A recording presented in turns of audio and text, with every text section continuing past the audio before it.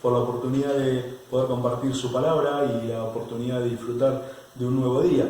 En esta oportunidad vamos a titular el tema a desarrollar verdad absoluta. Y ciertamente y claramente hablaremos de la Escritura, la cual a lo largo y a lo ancho de la historia fue puesta en tela de juicio, y por la recurrencia de esta práctica parecería ser un comportamiento cíclico en el hombre. Y como que cada X cantidad de años quienes nos apoyamos en ella, quienes confiamos en ella, debemos revalidar o argumentar su vigencia. Sin embargo, el Señor, a la hora de ratificar la Escritura, lo hizo con profecías que ya estaban en la Biblia. Es que los dos temas más taquilleros respecto a Dios, si puedo, que son su existencia y la veracidad de su palabra, son dos cuestiones que la Biblia no se esfuerza en probar, sino que simplemente los da por sentado. Dios es, y su palabra es verdad absoluta. He llegado a la conclusión de que podemos jugar el partido de la discusión filosófica de si Dios existe y de si la Escritura es veraz o no. Sin embargo, aún ganando, porque podremos ganarla porque tenemos la verdad de nuestro lado, estaremos sin resolver la cuestión, porque la cuestión es si se le cree o no a Dios. La verdad de Dios no va a ser más verdad porque un hombre la argumente bien. No depende de eso, y gracias a Dios que es así. Es verdad porque su palabra lo dice. Juan 17:17 dice: el Señor orando, santifícalos en tu verdad. Tu palabra es verdad. Salmo 119:160, el salmista dice: la suma de tu palabra es verdad. Tanto en un versículo como en otro no dice palabras, sino que dice palabra, porque se está refiriendo a todo lo que proviene de Dios, a todo lo que sale de Dios. Eso es verdad. En ocasiones, consciente o inconscientemente, creemos que si tuviésemos ese argumento para enfrentar una discusión, como ese argumento que deje sin palabras aquel que no cree, o mostrar un hecho espectacular para que entonces los escépticos se convenzan y para que puedan ser persuadidos de que deben buscar a Dios, entonces tendremos resuelta la discusión. Sin embargo, el Señor enseña esto a través de una historia. En Lucas 16, del 19 al 31, está relatada allí esta historia donde dice: había un hombre rico que se vestía de lino finísimo y hacía banquetes todos los días. Había también un pobre, un mendigo que se llamaba Lázaro, que estaba a la puerta de la casa de este rico. Dice: murió Lázaro y fue llevado por los ángeles al seno de Abraham. Murió también el rico y fue sepultado. Es interesante, y ya en esa expresión hay mucha tela para cortar.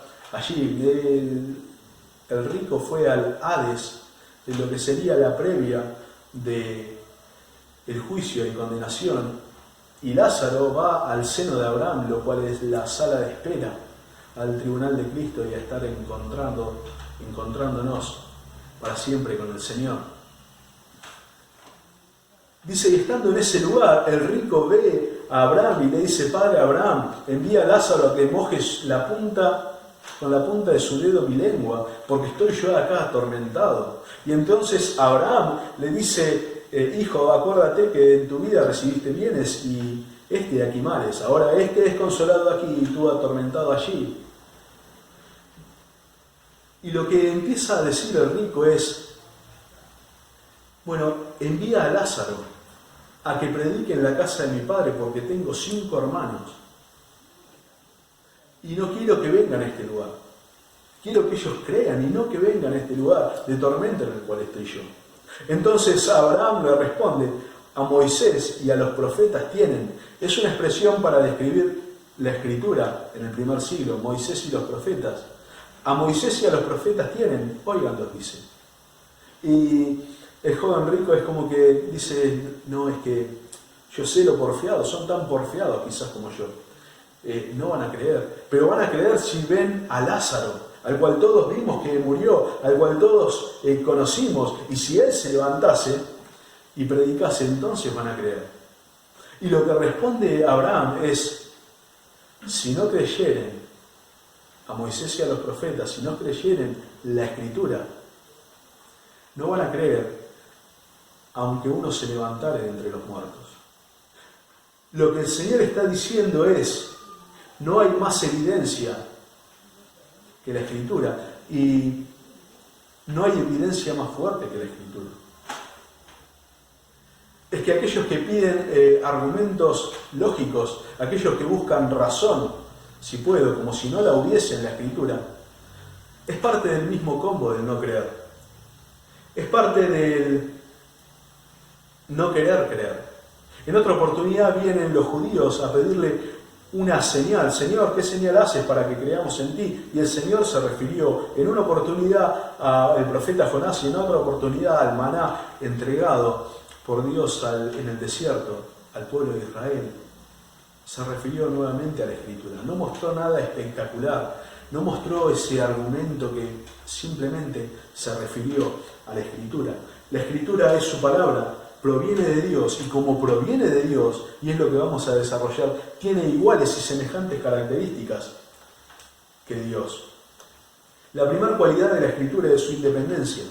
Es que la palabra de Dios no es un producto humano, sino divino, no surgió en la mente del hombre, no es la voz de los hombres, no es un conjunto de anécdotas e ilustraciones, no es un libro meramente de historia, no es una recopilación autobiográfica de hombres que vivieron a lo largo de la historia y que se pusieron de acuerdo para armar un libro. No tiene nada que ver con eso, es la voz de Dios. Dice 2 Pedro 1, 20 y 21, entendiendo primero esto, que ninguna profecía de la Escritura es de interpretación privada, porque nunca la profecía fue traída por voluntad humana, sino que los santos hombres de Dios hablaron siendo inspirados por el Espíritu Santo. Es que ninguno de los aproximadamente 40 hombres que participaron en la Escritura, en escribir, pusieron su toque o dieron su reinterpretación de lo que Dios dijo. De hecho, hay ocasiones y hay registros, por ejemplo, en Daniel 12, 8 y 9, hay un ejemplo de que el que estaba escribiendo, que era Daniel, no entendía lo que estaba escribiendo. Y el Señor le dice, anda, escribe, porque lo que estás escribiendo ahora está sellado, pero es para tiempo futuro. Todo lo que está en la Biblia, todo lo que está en la Escritura, es dictado y fue dictado por Dios. Y está allí porque Dios quiere que esté allí. ¿Fue escrita por hombres? Sí. En tiempos de hombre, en contexto de hombre. ¿Por qué? Para ser entendida por los hombres fue escrita. Dios no, en lenguajes de hombre, escribió y habló para ser comprendido, porque no habló en un mensaje, dando un mensaje encriptado para que decodifiquemos a Dios, sino que Él quiere ser claramente entendido, y por eso lo hizo a través de hombres. Pero la palabra de Dios es el poder de Dios puesto en versículos, es el pensamiento de Dios puesto en letras, es la persona de Dios puesta en textos, es la persona de Dios descrita. La verdad de Dios es independiente de si el hombre está de acuerdo con ella o no. La verdad de Dios no depende de si creen 50 personas, si creen 50 millones, 500 millones, o si simplemente creen 2 o 3 o no cree nadie. Ella va a seguir siendo verdad. No depende de sus feligreses, como muchas verdades que andan allí dando vuelta, dependen de sus feligreses para subsistir o existir. El hombre puede alinearse o permanecer separado de la verdad, pero va a seguir siendo verdad y nada va a hacer que disminuya. La verdad de Dios, la palabra de Dios es independiente, igual que Dios es independiente. La segunda cualidad de la Escritura es su eternidad. Como indica Mateo 24:35, el cielo y la tierra pasarán, pero mi palabra no pasará.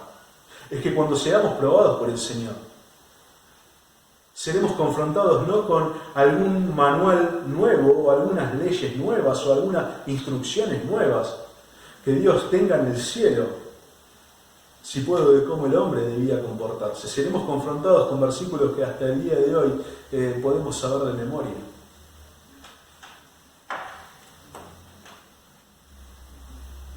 El hombre cambia, las personas cambian, los contextos cambian, los gobiernos cambian, las costumbres cambian, pero Dios no cambia. Malaquías 3:6 dice el Señor mediante el profeta: yo Jehová no cambio, porque yo Jehová no cambio. Y es interesante que, a pesar de que todo cambia, como dice Hebreos 13:8, Él es el mismo, ayer, hoy y por los siglos. Él no va a cambiar, Él va a pensar y va a sostener, siempre va a sostener lo mismo. Es eterna. La palabra de Dios como Dios es eterno. Es la misma cualidad de Dios. Es el independiente como Dios es independiente y es eterna como Dios es eterno. Ahora, en tercer lugar, la palabra de Dios es perfecta. En algún momento la teología, y todavía queda quienes, sugirieron que la Escritura es perfecta, pero puede que tenga algunas cuestiones que no sean tan así como poder encontrar ciertos errores en la gramática y poder encontrar ciertas falencias en su composición, pero a un nivel conceptual es como que está bien. Sin embargo, el Señor nos enseña a través de este punto. Él en Mateo capítulo 4, cuando es tentado por el enemigo, citó literalmente el escrito bíblico. Él citó al pie de la letra, sin parafrasear, sin agregar, sin acotar absolutamente nada, exactamente lo que estaba escrito. Porque él considera que lo escrito es absolutamente con autoridad de Dios. Todo lo que está escrito es con autoridad de Dios. Es perfecta la Escritura. Ahora, si Él, siendo el Señor, si Él no teniendo una naturaleza inclinada al mal, respondió de esa forma, dándole esa autoridad a la Escritura y dándole esa autoridad a lo escrito, ¿qué nos queda a nosotros y cuánto más nosotros debemos considerarla de esa forma? El apóstol Pablo, cuando le escribe a Timoteo en la segunda carta, en el 3:16, dice: toda escritura es inspirada por Dios. Toda escritura. El apóstol Pablo también hacía referencia a que toda la escritura es perfecta, proviene de Dios y no hay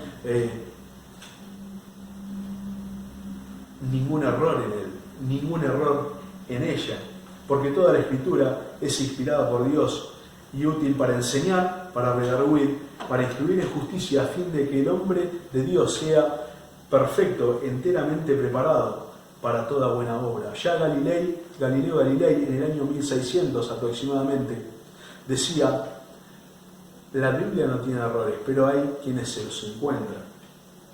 Ni siquiera un error de traducción empaña o desprestigia la excelencia original de la palabra de Dios. Hay una expresión interesante y es la que da el rey David en el Salmo 19, 7, cuando dice: la ley de Jehová es perfecta, que convierte el alma, el testimonio de Jehová es fiel, que hace sabio al sencillo, los mandamientos de Jehová son rectos, que alegran el corazón, el precepto de Jehová es puro, que alumbra los ojos, el temor de Jehová es limpio, que permanece para siempre, los juicios de Jehová son verdad, todos justos, deseables son más que el oro, y más que mucho oro afinado, y dulce más que miel, y que la que destila del panal. La Escritura es como Dios, es independiente como Dios es independiente, es eterna como Dios es eterno, y es perfecto como Dios es perfecto.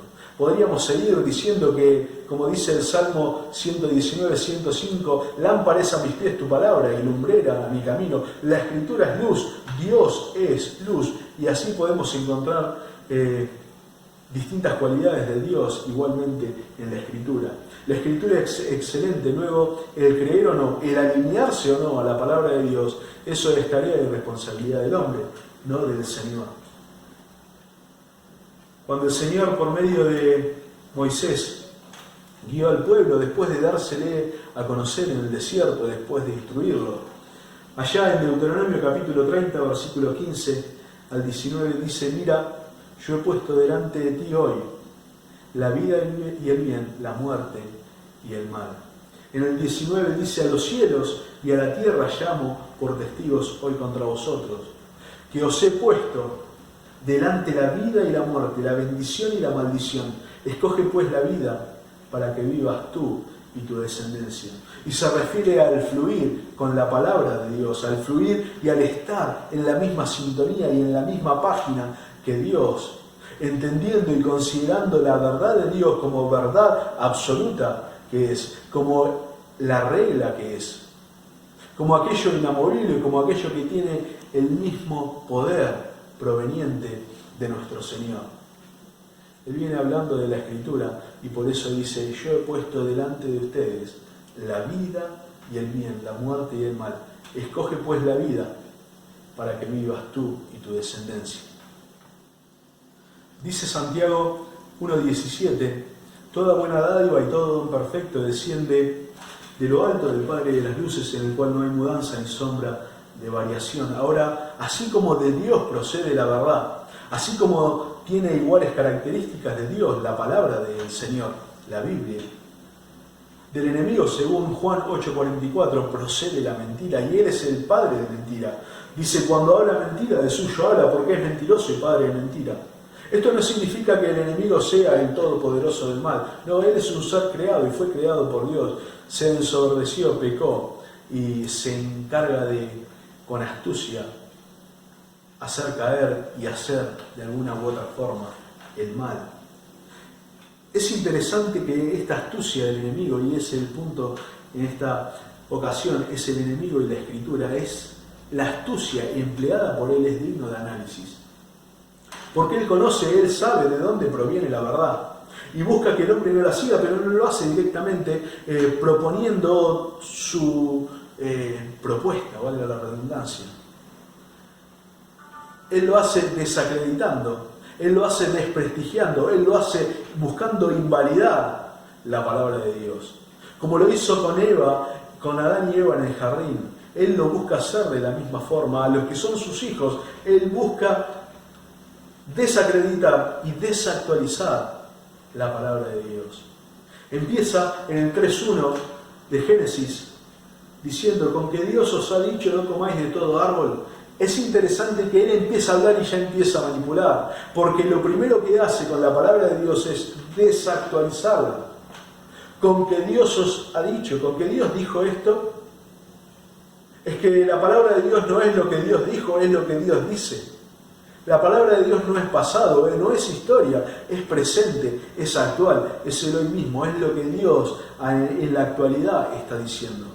Eso es la palabra de Dios, no es lo que Dios dijo, es lo que Dios hoy dice. Él sigue sosteniendo, porque la primera característica, o una de las características también de la palabra de Dios, es que no cambia y no va a cambiar nunca. Dice: los cielos y la tierra pasarán, pero mi palabra no pasará.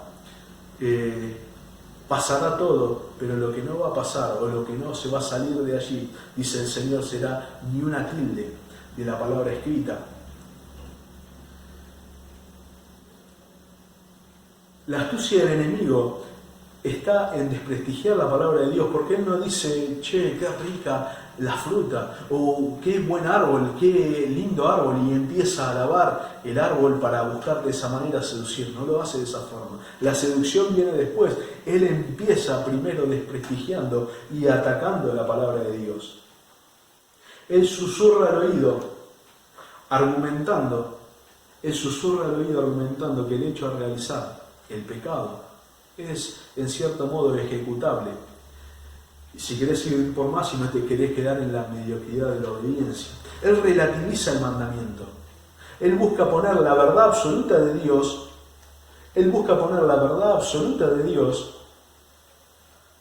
En la estantería de todas las otras verdades, como si fuese una más.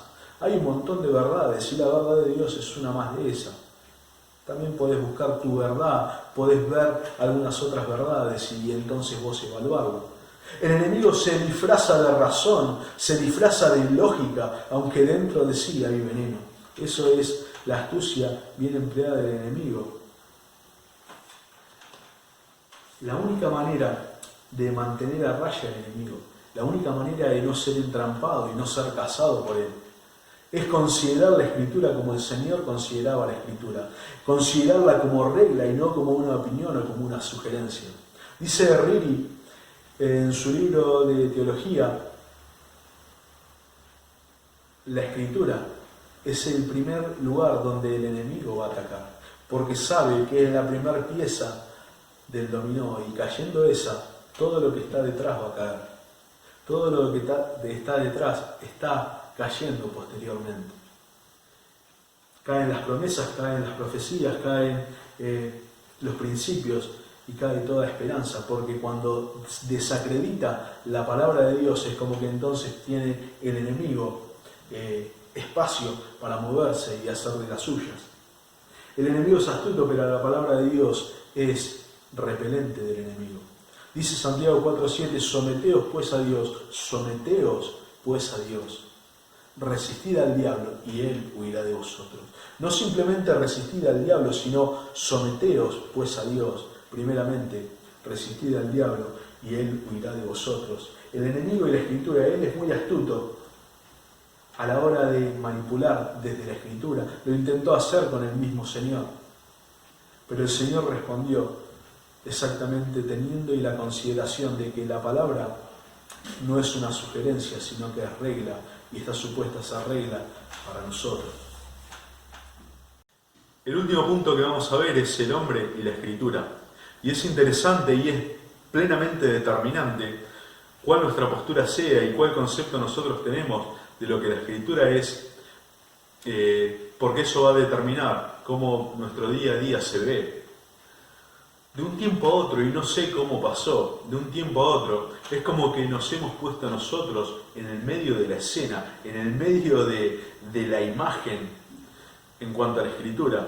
Creemos que la Escritura habla de nosotros, creemos que la Escritura dice las cosas que a nosotros nos hacen bien y que la Escritura nos dice las cosas que pasaron, nos dicen las cosas que van a pasar, como que todo tiene que ver con nosotros, como que nosotros somos el tema central de la Escritura. Somos tan egocéntricos que nos creemos el pupo del mundo y creemos que todo está hecho para nosotros y que nosotros somos el punto neurálgico de la cuestión en la historia. Y la Biblia, toda la Biblia, no está escrita con nosotros como tema central, sino como Dios como tema central. La Escritura toda, desde el principio, empieza con Dios, continúa con Dios y termina con Dios. Cada texto de la Escritura está para que nosotros conozcamos a Dios y para que busquemos a través de ellas a Dios. No habla de nosotros primeramente, nosotros somos actores de reparto, habla de Él, para que nosotros conozcamos su persona, su carácter, sus propósitos, sus pensamientos, para que conozcamos todo de Él, pero no habla de nosotros nos hemos puesto ahí de una u otra manera y todavía no sabemos muy bien cómo pasó. Pero así es como que en la actualidad se ve, como el hombre en el centro y como que la Biblia gira en torno al hombre. La Biblia, el Señor nos la dejó para que le conozcamos a Él y para que teniéndolo por escrito podamos entender de Él cómo es y cómo Él piensa y cómo su carácter es que se ve. Todo y cada una de las letras que allí están para que le busquemos, porque la Biblia, como el Señor mismo dice en Juan 5:39, habla, la Escritura habla de mí, dice el Señor. De un momento a otro hemos confundido que el tema central somos nosotros cuando el tema central es Dios. El tema central de toda la Escritura es Dios y es lo primero que nosotros debemos tener en claro. En la actualidad muchas veces no se lee la Escritura o el Hijo de Dios no lee la Escritura porque bueno, ya sabe lo que Dios dijo, más o menos tiene el conocimiento de las historias, de lo que allí está escrito y es como que ya lo sabemos. Sin embargo, la Escritura no es un libro o una revista que ha quedado desactualizada. La Escritura es la voz de Dios hablando hoy y así está supuesta a ser. Ahora, hemos confundido muchas veces que el tiempo con Dios, que el buscar a Dios, es leer simplemente la Biblia. Y a veces utilizamos esto o un tiempo de lectura como pretexto para que el Señor, por ejemplo, nos bendiga. Como que nos levantamos a la mañana o en algún momento del día dedicamos 15 minutos a leer y a orar y hemos dedicado, entonces el Señor nos tiene que bendecir porque hemos dedicado 15 minutos de mi tiempo para el Señor. Me pregunto de quién serán las otras 23 horas y 45 minutos, sino del Señor también. Pero a veces pensamos que como hemos dedicado cierto tiempo, el Señor nos va a bendecir. Eso es igual o semejante a aquel que utiliza un crucifijo o lleva un rosario creyendo que eso lo va a salvar. Se utiliza muchas veces el tiempo de devocional como pretexto para que Dios nos bendiga, cuando el tiempo de devocional está supuesto en nosotros tomar como aprendizaje lo que el Señor nos quiere hablar a través de su palabra. Sea un versículo, un capítulo o 3 capítulos, es la voz de Dios enseñando y buscando formarnos a nosotros conforme a la imagen de su Hijo. Es el propósito de la Escritura, que le conozcamos a Él y que Él nos hable a través de la palabra. Ahora, cuando simplemente utilizamos como pretexto estamos perdiendo el tiempo. Porque en la Biblia 2 o 3 veces simplemente se habla de leer la Escritura. Alguna vez al pueblo que dice cuando lleguen allá lean la Escritura, o una vez lo tenían que hacer cada 7 años en la fiesta de los tabernáculos. O es una de las recomendaciones que el Señor le da a el pueblo cuando dice cuando tengan rey. Una de las recomendaciones que el rey tenía era que debía leer la ley todos los días. Ahora, los patriarcas, los profetas, los discípulos, los mismos apóstoles, ellos tienen otra expresión cuando hablan de ver la Escritura. Y dice que buscaban a Dios, y es buscar a Dios. Es mucho más que simplemente leer, es mucho más que simplemente estar un tiempo visualizando palabras, frases o versículos. Es buscar, es poner el anhelo ferviente, el deseo profundo de querer algo de verdad. Ese es el sentimiento y el sentir que debe estar en el Hijo de Dios frente a la Escritura. El buscar a Dios a través de la Escritura. No simplemente hacer un devocional para después utilizarlo como pretexto de que el Señor nos tenga que ayudar, sino dedicar tiempo de calidad a poder aprender de Él y ver qué Él nos quiere enseñar y qué Él nos quiere decir en ese tiempo que estamos aprendiendo y en ese tiempo que estamos leyendo. El Señor, cuando le habla a Josué, luego de la muerte de Moisés, cuando Josué tiene que tomar liderazgo, en el 1.8 de Josué, dice, mira que te mando que te esfuerces y seas valiente. No temas ni desmayes, porque yo estoy contigo. Pero en el 1.8 de Josué, dice, nunca se apartará de tu boca este libro de la ley, sino que de día y de noche meditarás en él, para que guardes y hagas conforme a todo lo que en él está escrito. Entonces harás prosperar tu camino y todo te saldrá bien.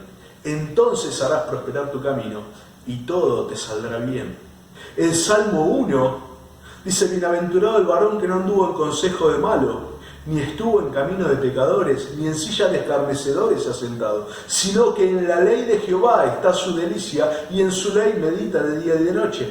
Será como árbol plantado junto a corrientes de agua, que da su fruto a su tiempo, y su hoja no cae. Y todo lo que hace prosperará. No así el malo, que es como el tamo que arrebata el viento. Es buscar, es anhelar, es deleitarnos, es tener la palabra de Dios como nuestra delicia y como las delicias que Él.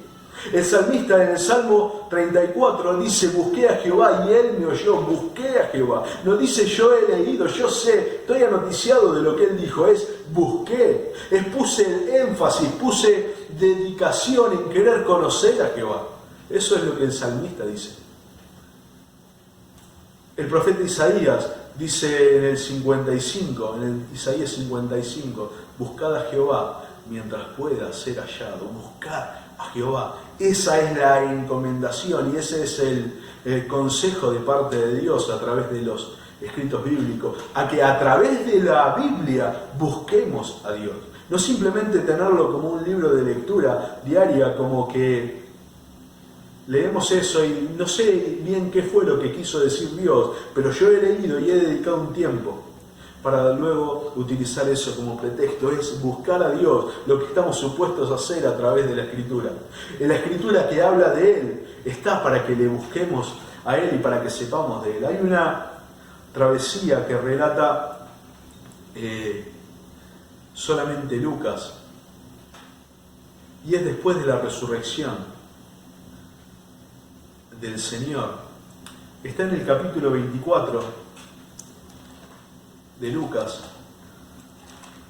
El historiador, el único de los escritores del Nuevo Testamento que no era judío, Y él, en el capítulo 24,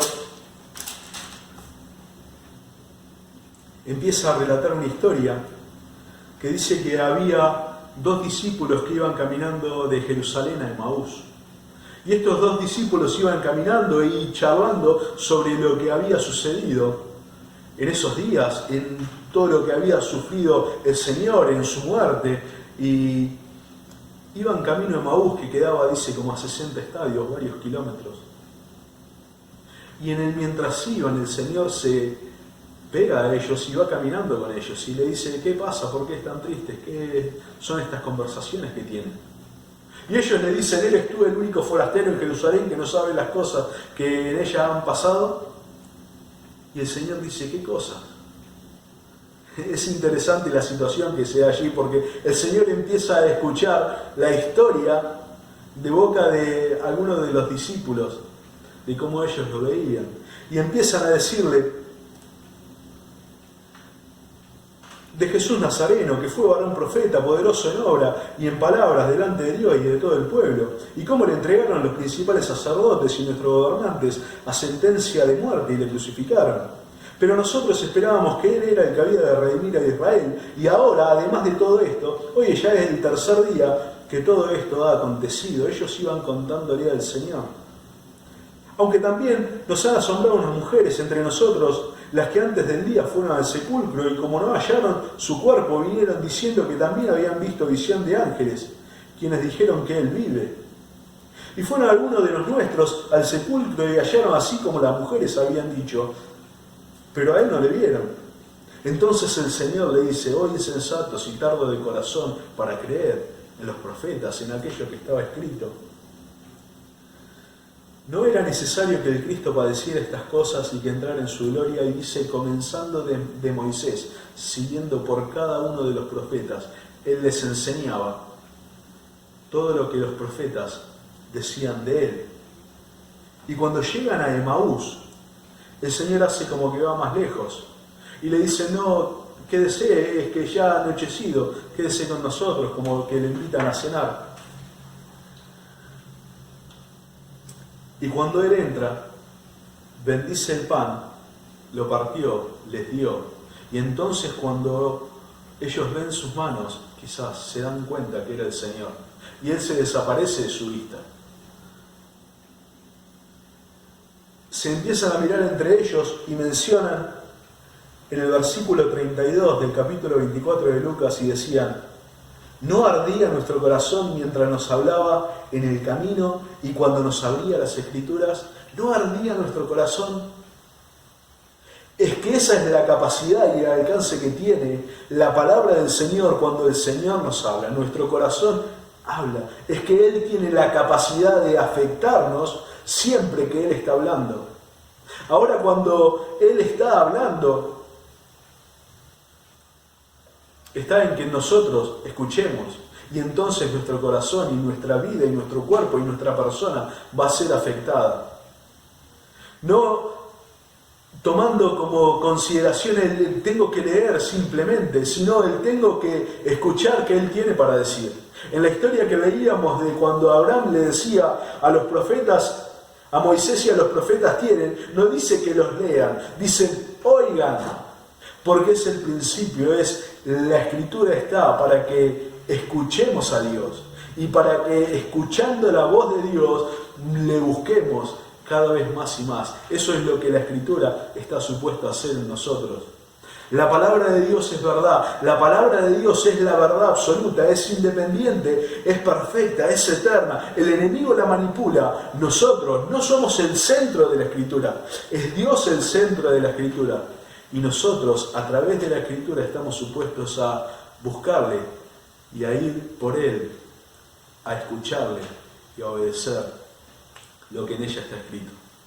Los dejo y nos vemos en la próxima.